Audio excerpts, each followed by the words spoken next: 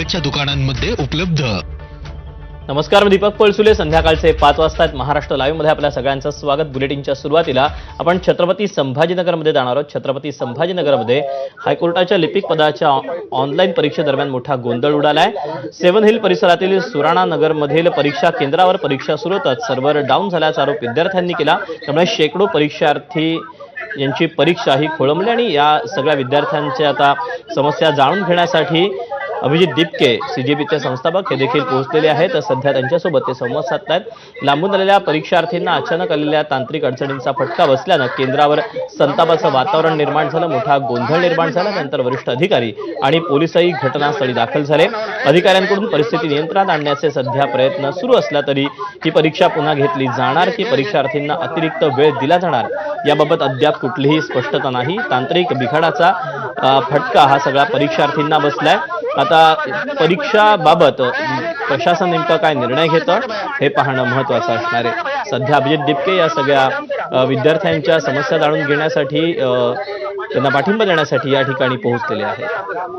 तर मला आता जितकं कळलेलं हे आहे की तुमची आज सकाळी हायकोर्टाची एक्झाम होती, ऑनलाईन होती आणि ऑनलाईन एक्झाम असताना सुद्धा इथं कीबोर्डची व्यवस्था नव्हती किंवा कम्प्युटर चांगली व्यवस्था नव्हती आणि त्याच्यामुळं सगळ्यांचं जे सर्व्हर आहे ते कुठं ना कुठं काम करत नव्हतं किंवा लॉग आउट झालेले सगळे 10 मिनिटात, बरोबर।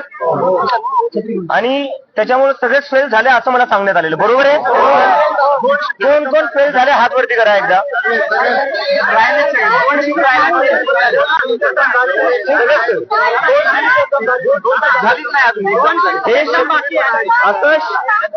एक मिनिट इकडे बोलून घ्या, सगळ्या विद्यार्थ्यांना इकडे बोलून घ्या।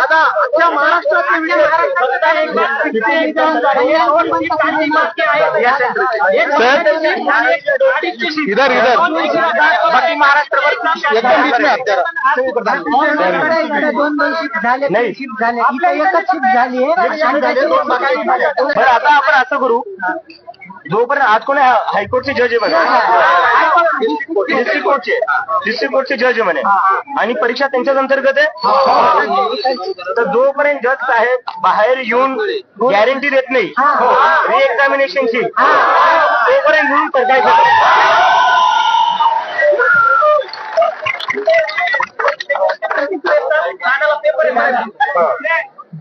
आता मग तिकडे पेपर आहे।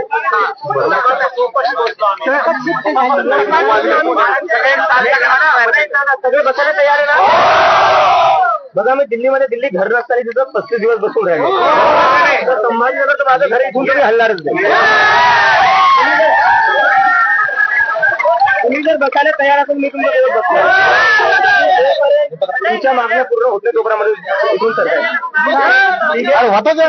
आता आपल्याला कोणालाही काही त्रास देता नाहीये। आणि आपलं जंतर मंतरचं आंदोलन पाहिलं पाहिजे, 35 दिवस होतो शांतपणे बसून राहिलो होतो, आता हेच जंतर मंतर आहे आपलं।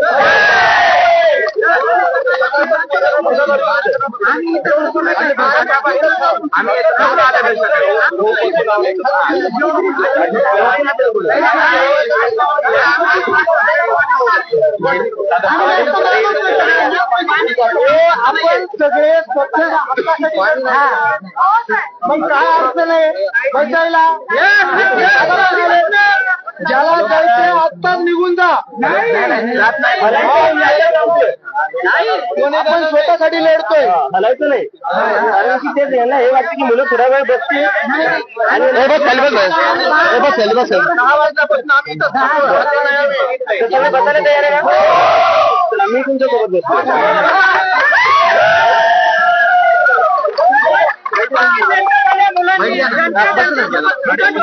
तुम्ही बसले नाही यार, कसं